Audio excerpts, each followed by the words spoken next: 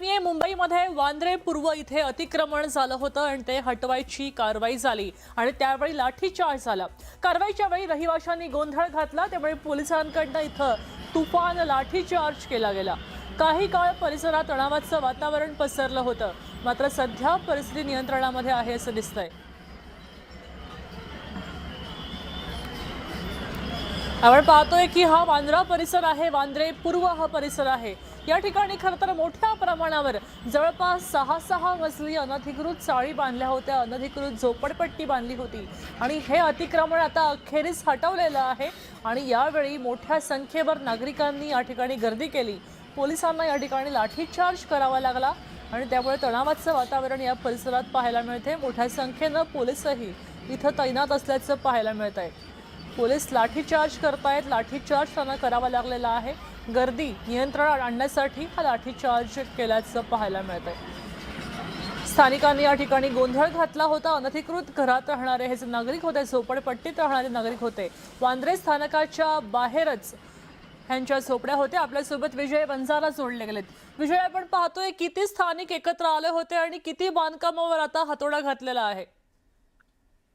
नक्की आपण पाहिलं तर आजचा जी मोहीम आहे अतिक्रमण हटवण्यासाठी ह्याचा हा दुसरा दिवस आहे। बांद्रातील पूर्व येथील गरीब नगर परिसरात हे रेल्वे स्थानकाच्या आजूबाजूला असलेला बेकायदेशीर अतिक्रमण हटवण्यासाठी रेल्वे प्रशासनाकडून 2 दिवसाचा विशेष मोहीम राबवली जात होती। याच कारवाई दरम्यान प्रशासनाच्या पथक घटनास्थळी पोहोचताच काही स्थानिक नागरिकांनी तीव्र विरोध दर्शवला।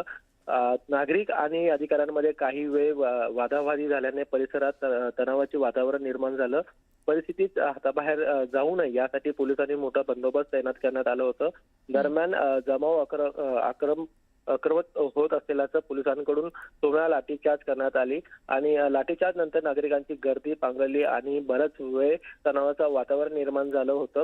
मात्र पोलिसांच्या हस्तक्षेपानंतर परिस्थितीत नियंत्रण आले असून प्रशासनाकडून अतिक्रमण हटवण्याची पुढील कारवाई सुरू असल्याचं माहिती मिळत आहे।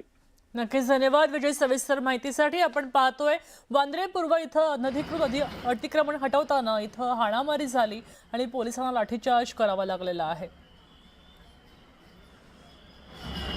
आपण ही दृश्य पाहतोय, ही मुंबईच्या वांद्रे पूर्व परिसरातली आहे। इथं अनेक वर्षांपासून स्थानक परिसरातच अनधिकृत बांधकाम झाली होती आणि या विस्तीर्ण पसरलेल्या झोपडपट्ट्यांमध्ये अनेक माणसं राहत होती। आता अखेर पालिकेनं यावर हातोडा घातलेला आहे आणि त्यावेळी स्थानिक आक्रमक झाले होते।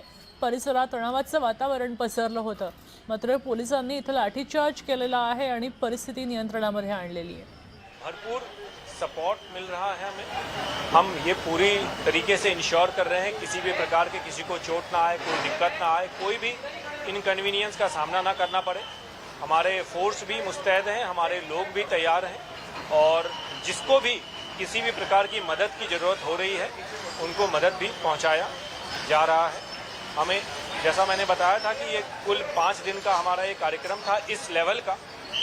ये डिमोलिशन का कार्य आगे भी चलता जाएगा, पर फिलहाल जो है 5 दिन का ये कार्यक्रम है जिसमें स्पीड जो है ऑलमोस्ट बहुत तेज़ी से हम कर रहे हैं और आने वाले बाकी जो दिन है उसमें हम उसके रहते रहते ये पूरा का पूरा कार्य हम कंप्लीट कर लेंगे।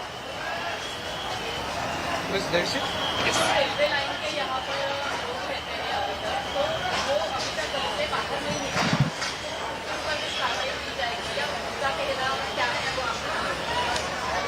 जैसा मैंने बताया कि जो डिमोलिशन का ये जो पूरा कार्य है, ये जितने भी अनऑथोराइज्ड इलीगल इंक्रोचमेंट्स हैं उन सब हटमेंट्स को हटाया जाएगा। ऐसे चिन्हित 100 हटमेंट्स जो आइडेंटिफाइड 100 हटमेंट्स हैं जिनको माननीय हाईकोर्ट ने बोला है कि उनको ना हटाया जाए, उनको नहीं हटाया जाएगा।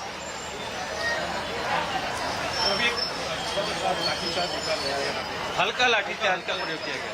नहीं, देखिए जैसा मैंने बताया कि हमें हर तरफ से कोऑपरेशन मिल रही है, चाहे वो हमारे गणमान्य पैसेंजर्स हों जो ये देख पा रहे हैं कि किस प्रकार से इस इंक्रोचमेंट को हटाने के बाद किस प्रकार से पश्चिम रेलवे की ओर से हमें कैपेसिटी बढ़ाने में, ज़्यादा गाड़ियां चलाने में मदद मिलेगी।